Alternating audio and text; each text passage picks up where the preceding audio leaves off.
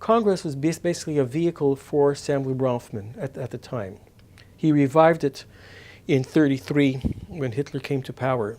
Although it was established in 1918, it was moribund. It was just a paper organization between 1918 and '33 when Bronfman came here and revived it under Saul Hayes' leadership and Kaiserman, who was the executive director as well, the previous one.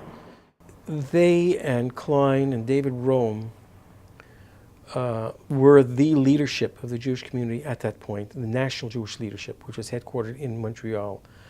I heard many of these things secondhand, but Rome told me enough about the workings behind the scenes, which I don't want to talk about it. I think it's enough that I know about it.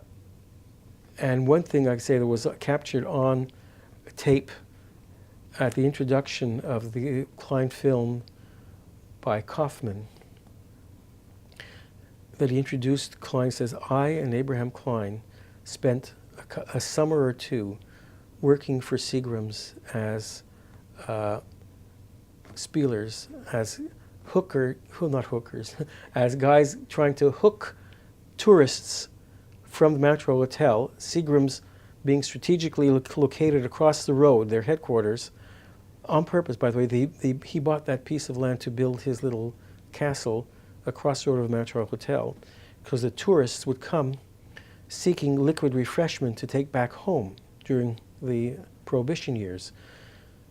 They'd give a tour of Montreal, sponsored by Seagrams, I suppose, and a tour of the La Salle distillery, which they introduced to nice, clean, healthy, distilled liquor, not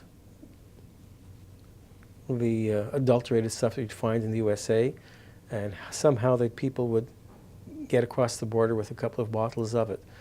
And that's how he said how the summer jobs, how they got through university at those days. If you really want to capture that, capture the original words of Saul Hayes. That got me to the thing too.